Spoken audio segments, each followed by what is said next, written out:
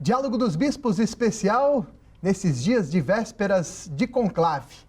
Recebemos aqui nos estúdios da Rede Vida o arcebispo de Palmas, Tocantins, Dom Pedro Brito Guimarães. Dom Pedro, para o telespectador que está assistindo pela Rede Vida, como deve se comportar, já que o conclave está a milhares de quilômetros de distância, né, no Vaticano, lá em Roma, como deve ser o comportamento do fiel, do telespectador aqui em nosso país? Boa noite.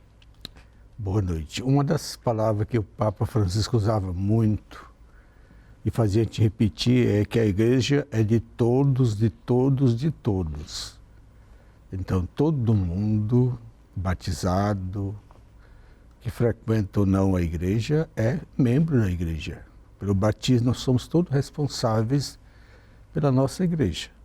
Então, na hora da alegria, é missão de todos nós, na hora da tristeza, do sofrimento, em qualquer circunstância, especialmente num tempo como esse, de provação.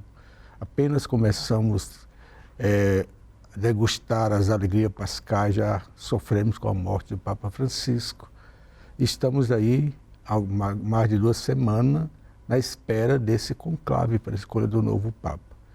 Então é missão de todos nós nos comportarmos como cristãos, rezarmos, lermos as páginas oficiais da igreja, não se deixar influenciar pelo mundo, pelas fake news, pelas interpretações tão próprias, porque a igreja não é um sindicato, não é uma ONG, não é um elemento social, é igreja.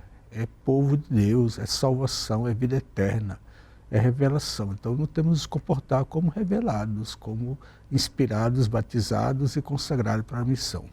Nesse período de sé vacante, atrapalha muito a situação de nomeações? O senhor acredita que nomeações de bispos, por exemplo, acabaram ficando, como se diz no popular, encavalados aí por esse momento? Sim, não pode nomear ninguém. Quem é que nomeia? Somente o Papa, né? Então, todos os processos de criação de diocese, de transferência de bispos, de nomeações estão também com sede vacante. Caberá ao novo pastor retomar esses processos que certamente ficaram interrompidos e ninguém morre por causa disso, pelo amor de Deus, um tempo tão curto e breve, mas tudo isso só pode fazer com a presença do Papa, é ele que nomeia. O conclave tende a ser longo ou um conclave de poucos dias? Eu não penso num conclave de muitos dias, porque esse conclave ele é diferente do último conclave. No último conclave, o Papa Bento XVI havia renunciado. Criou um fato que nós não conhecíamos há muitos séculos. Acho que foi o segundo Papa Celestino V, se não me falha a memória. Ele, em outra circunstância, ele renunciou. Então, nós não conhecíamos, não tínhamos um Papa vivo, renunciado e outro assumir.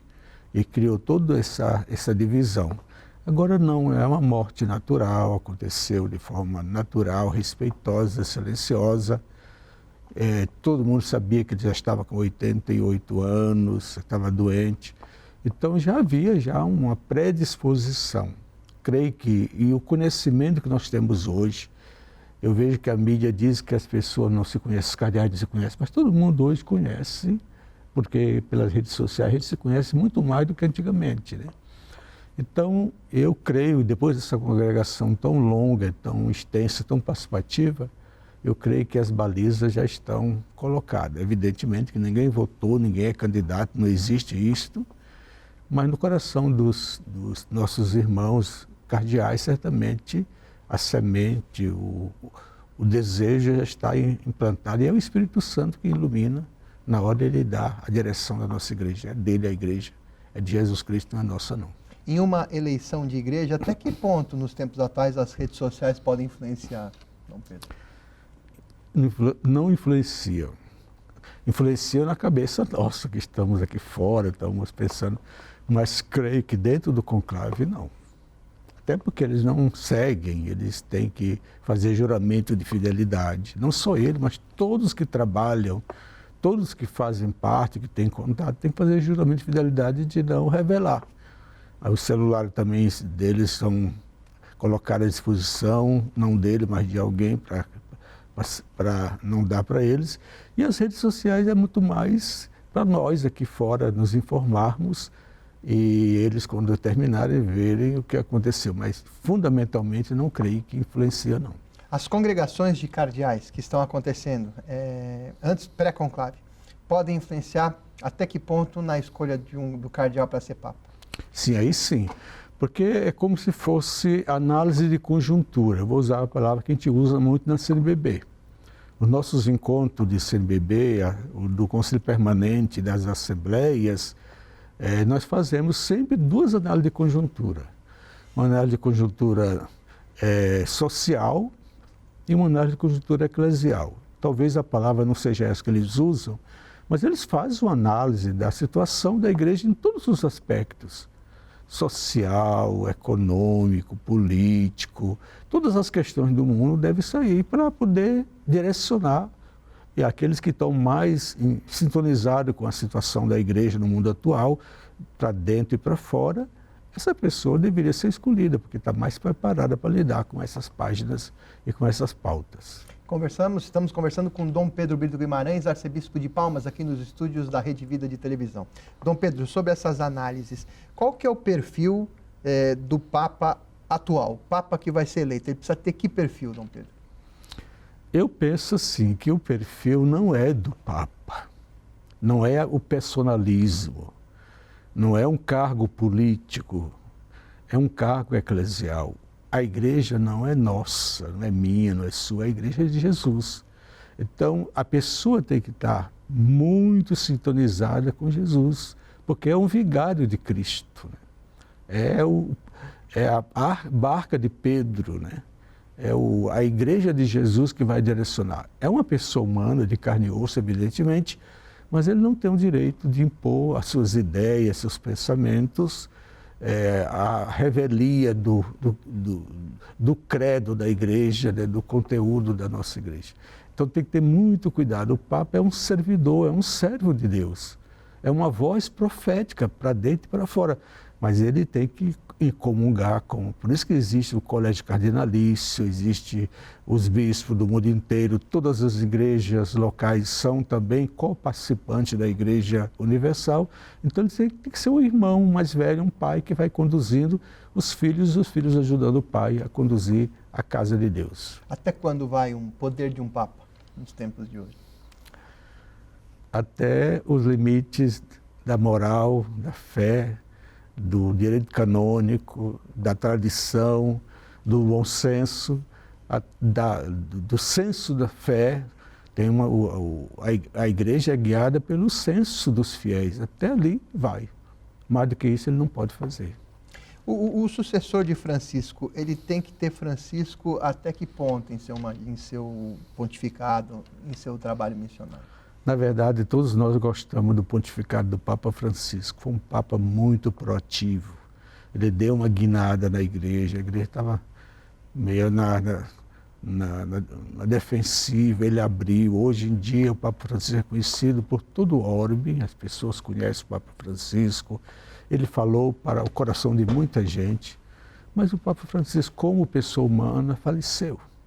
O que fica é o conteúdo, a mensagem dele fica para sempre. Não é que tenha que o novo Papa vai revogar essa lei, não existe isso na nossa igreja, até porque ele não cometeu nenhuma crise, nenhuma heresia. Então, aquilo que ele disse ultimamente, o sino da caminhada sinodal, a questão ecológica, essa compreensão de mundo, essa proximidade. Sabe que as pessoas escolheram, lendo recentemente, quais são as palavras-chave do Papa Francisco. Eu já vi bem 50, mas uma me chamou a atenção e eu acho que é a que mais resume, é a proximidade. Foi o Papa da proximidade, ele se aproximou. Esse legado, sim, permanece, feito de acordo com o outro Papa, com outra personalidade, com outra experiência de vida. Então esse é o Francisco que fica. Aquilo que foi bem, que fez bem, nós vamos pedir que continue. Mas não podemos reproduzir, como disse Dom Odílio, não é uma fotocópia daquele que faleceu, né? é uma pessoa, é um outro mundo. Nós estamos vivendo num mundo, passando bastante. Parece que o Papa Francisco começou há 12 anos atrás, nós estamos vivendo em outro mundo, com outras necessidades, com outras carências, que é importante que o Papa incorpore isso. Então, o Papa Francisco vai continuar no nosso coração, no meu coração, mas tem que dar liberdade ao outro para agir de acordo com o senso cristão, a canonicidade e a responsabilidade da Igreja em todo o mundo. É possível para um cardeal de cúria ser um papa, sendo eleito papa, um cardeal de cúria ser um papa pastoral? Sim, é possível, porque também a pastoral tem essa dimensão de cúria. Eu cuido da cúria também, né? Se eu não cuidar da cúria, quem que vai cuidar, né? Da administração. Eu cuido, mas também eu vou para a pastoral. É um pé na cúria e outro pé na pastoral. Um olho na cúria e outro na pastoral. Isso é o coração do Papa. Ele tem que cuidar da sua igreja. Tem que cuidar da economia, tem que cuidar do costume, tem que cuidar. É um Estado. O Vaticano é um Estado. A igreja é esse mundo. Ele tem que cuidar de tudo isso, mas ele tem que cuidar com um olhar pastoral, com uma dimensão mais pastoral. Numa escolha do Sumo Pontífice, até que ponto pesa questões políticas de fora da igreja, até que ponto pesa questões de dentro da igreja? Só se for a política do bem comum, né? Como diz o Papa Francisco na Fratelli Tutti. Ele escreveu um capítulo sobre a política melhor. A política melhor, ela é concernente a tudo que nós fazemos. Quase tudo na vida que nós fazemos tem uma dimensão política. Agora, a política partidária, de interesse, política como nós vemos no dia a dia, eu creio que não seja uma atitude de um bom Papa. Agora, que é um ser político, sim, mas não na política do regramento como nós vemos, das páginas como nós vimos no mundo de hoje. Então, tem que ser a política do bem, política do amor, da paz, da comunhão, a política da caridade, da misericórdia, da proximidade, tudo isso sim pode ter um viés político. Muitos acabam especulando, dizendo que talvez esteja na hora de voltar a termos um Papa italiano. Como é que o senhor vê essa especulação? Pois é. Talvez o que menos interessa seja o estado natural, normal, original de um Papa, né? Se Deus escolheu um italiano, louvado seja Deus. Senão, nós aceitamos. Acho que é importante, no coração dos fiéis, de todos nós, estarmos abertos a acolher. Seja qual for, se é negro, se é branco, se é amarelo, se é moreno, se é indígena. Infelizmente não tem, né, um Papa indígena, né, mas pode ser que sim. O importante é que ele seja acolhido no nosso coração. O Papa vive muito no coração dos fiéis. É o nosso acolhimento que diz muito.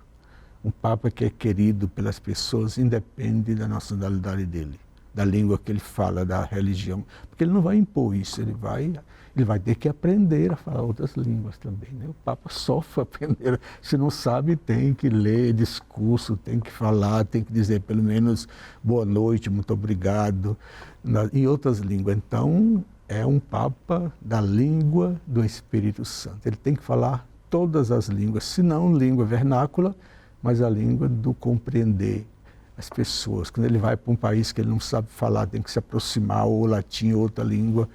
Então, o importante é ele estar preparado para essa missão. O saudoso cardeal Dom Paulo Everest Arnes, perguntaram para ele qual que era o grande sonho que ele queria ver no futuro da igreja. Ele falou, se expandindo para a Ásia, se expandindo para o Oriente. O senhor acredita que isso pode influenciar? Aquele sonho de Dom Paulo Everest Arnes pode influenciar na escolha de um Papa asiático, por exemplo? Pois é, nós estamos... A Europa é o país em que está decrescendo a igreja, pela própria configuração, poucos filhos, uma sociedade envelhecida. A América Latina já esteve bastante à frente, mas também está sentindo envelhecimento, perdendo fiéis. A África também está crescendo muito, a Ásia também. Então, são países emergentes, o catolicismo está crescendo nessas áreas também. não depende necessariamente que seja um Papa da região, mas que tenha que ter um cuidado especial por essa região, tem que ter. Como o Papa Francisco teve muita preocupação com a Amazônia. Qual era o Papa que olhava para a Amazônia? Todos olhavam, mas o Papa olhou com especialidade. Então, esse amor pela Amazônia, a querida Amazônia que o Papa Francisco teve, o Papa deve fazer com todos os povos, sobretudo aqueles que estão mais precisando. A igreja é como o governo, ela tem que olhar para todos, mas tem que olhar para os mais vulneráveis, para os mais capacitados, que estão necessitando, que estão nascendo, que estão crescendo. Então, tem que ter um olhar holístico, universal e um cuidado paternal para todo mundo. Então, se vier um asiático, louvado seja Deus, um africano também, um latino-americano, não tivemos Papa Francisco, um europeu e de outras regiões, o importante é que ele realmente vista a camisa do Evangelho e seja um seguidor de Jesus, um discípulo e mestre, do Mestre Jesus. Assim nós estamos bem servidos. Próximo Papa, como é que deve lidar com a questão da sinodalidade, Dom Pedro? É um assunto que não é de moda. O Papa Francisco disse muitas vezes que o sínodo não é um evento que tem uma hora de começar e terminar uma campanha, por exemplo. O sínodo é um estilo de vida, é uma forma de viver, caminhar juntos. Ele diz que esse deve ser o apelo do novo milênio, do terceiro milênio esse. Então, independe se o Papa aprovou isso ou não, eu acho que é inevitável esse caminhar juntos. O que nós não queremos é cisão, ruptura, e nem reforma, e nem divisão da igreja. Precisamos caminhar juntos, cada um com o seu jeito de caminhar. É assim a Igreja de Jesus Cristo, é esse conjunto de verdade, de vida. Nós já tivemos algumas cisões na história, que foi muito dolorido, sofremos muito por causa disso, mas Jesus disse que está rezando para que todos sejam um. Então, a sinodalidade, eu creio que é uma da reminiscência que o Papa Francisco trouxe, que veio para ficar. Não tem volta, não tem retorno. Daqui para frente vamos ter que caminhar sempre pelos ditames da sinodalidade. Próximo Papa, como é que deve colocar a mulher em cargos decisórios da igreja? Creio que nós já aprendemos a fazer isso. A gente olhando assim, é muita masculinidade na igreja, né? Eu reconheço, né? Mas o Papa Francisco fez uma guinada, né, tão importante. Olhando a mística da ressurreição, a quem Jesus mais dialogou no ressuscitado, a quem ele apareceu mais, né? As mulheres, né? As nossas igrejas estão cheias de mulheres. É impossível, é impensável que a gente não dê à mulher um cargo de liderança. Não estou dizendo que vai ser ordenada mulher, fique bem claro, né? Mas tem muitas coisas que uma mulher pode fazer muito bem, e talvez melhor do que nós, homens.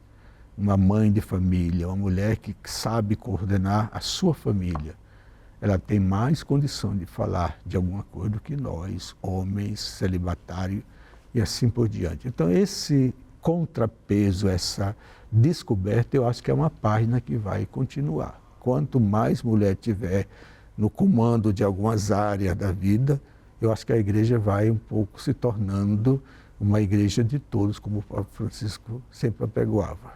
Ordenação de mulheres contribuiria para esse caminho ou não? Penso que não.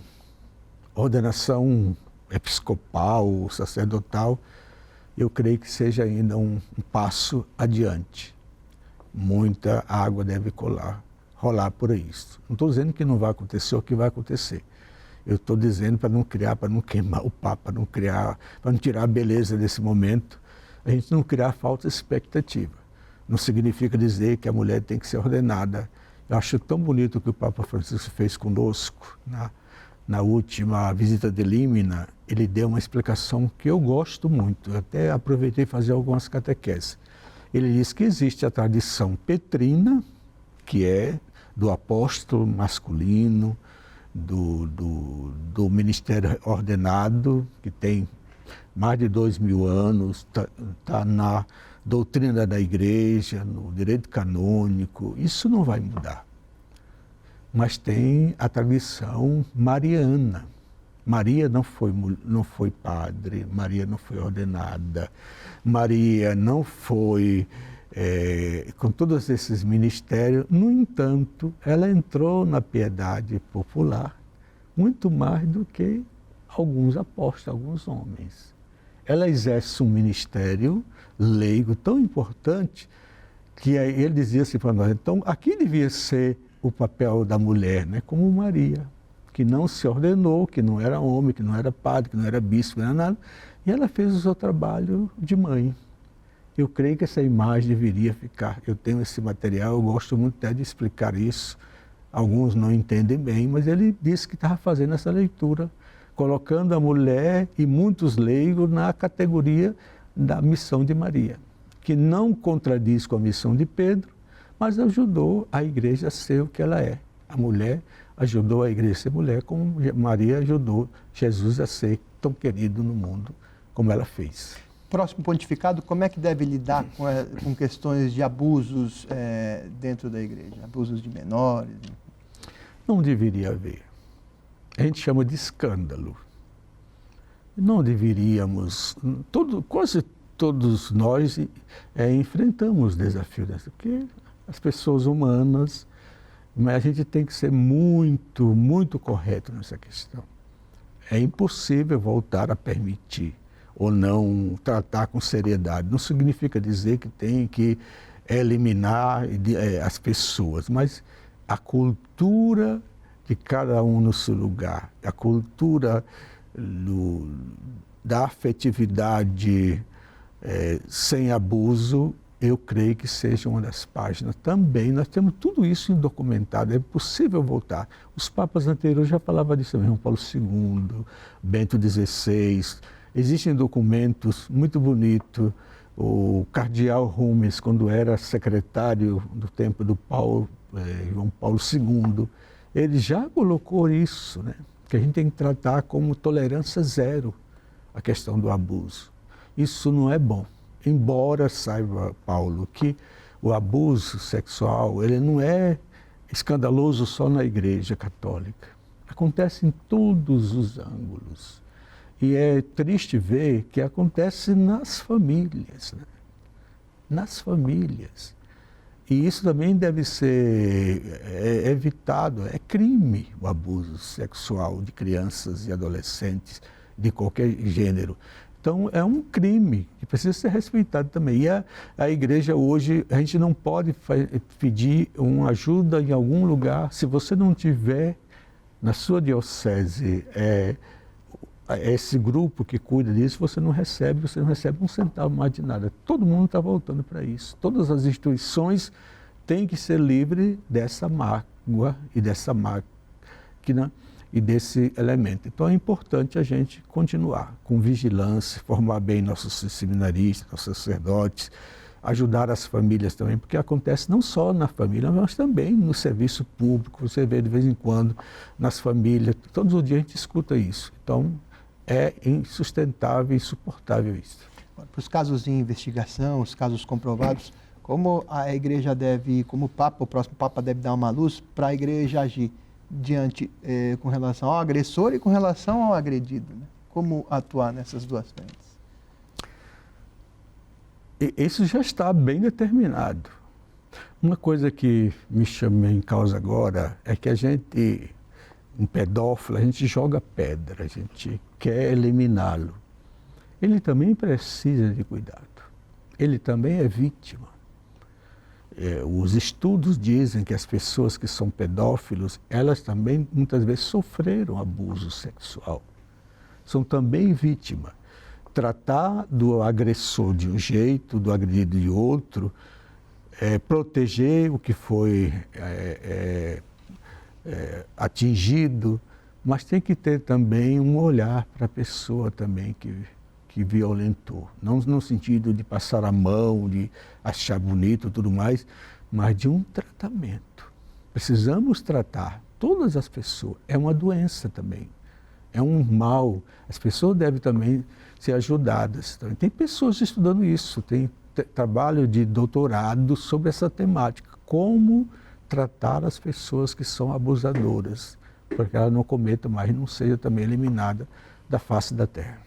Dom Pedro, o cardeal Bergoglio adotou o nome de Francisco. Francisco era, de certa forma, um escritor, tinha uma parte até lúdica, né? Falava irmão Sol, irmã Lua, metafórica, dizemos até uma parte poética.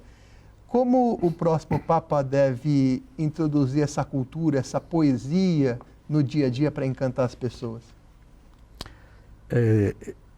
Eu encontrei uma poesia um dia desse de um amigo meu, de um parceiro, que dizia assim: às vezes falta poesia, né?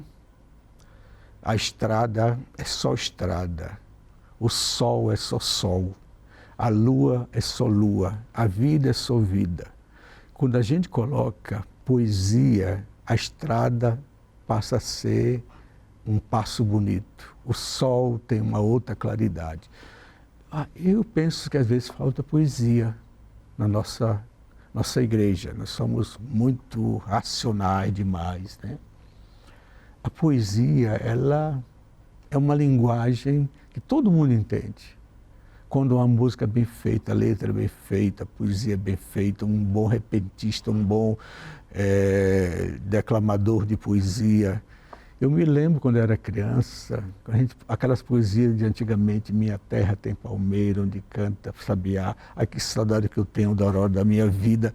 Nós declamava isso sem saber de nada no colégio, e isso fica no coração da gente. Eu gostaria que tivesse um Papa também com esse viés poético e cultural. Isso fala muito ao coração das pessoas. Repito, às vezes falta poesia nas nossas práticas, na nossa liturgia, nossos sermões, nossas pregações. É preciso colocar, é inato, a gente traz isso do berço, né? E a gente tem que incorporar também, gostar de ler e cantar e fazer, para a gente gostar. É uma cultura da poesia, mas eu acho que precisa um pouco disso, um pouco de poesia não faz bem a ninguém, mal a ninguém. Eu diria assim que os poetas são os melhores homens do mundo. Muito obrigado, Dom Pedro Brito Guimarães. E para encerrar, Dom Pedro, nessa véspera de conclave, começa na quarta-feira, queria um pedido que o senhor fizesse um pedido de oração aí para os fiéis, né, para que seja escolhido o Papa certo no momento certo da Igreja e do mundo. As pessoas me perguntaram como é que nós vamos participar desse conclave. Evidentemente lá a gente não vai. E não é fazendo o jogo do mundo que vamos participar. Evitando de ler aquilo que não é verdade. Tem muitas fake news por aí, tem muitas histórias mal contadas, mas eu diria sim que a forma mais concreta é rezar. A gente pode rezar. Se não dá para rezar todo mundo junto, reze com sua família. Reze sozinho, no carro, na viagem, na saída, na entrada, no anoitecer, amanhecer, um Pai Nosso, Ave Maria, um Glória ao Pai, Santo Anjo do Senhor, Salve a Rainha, qualquer oração dessa, para que Deus ilumine o coração e a mente dos cardeais, acho que pega muito bem. Então vamos praticar isso. Não só para escolher o Papa, mas ele permanecer também para a sua missão. Vamos criar esse hábito de rezar pela nossa igreja, pelo nosso pastor, para que Deus derrame sobre ele a sabedoria que vai responder o nosso desejo, vai ser em função nossa. É uma oração assim até interesseira, porque vai servir para nós, enquanto cristão, né? Obrigado, Dom Pedro. Rede Vida, somos peregrinos da esperança.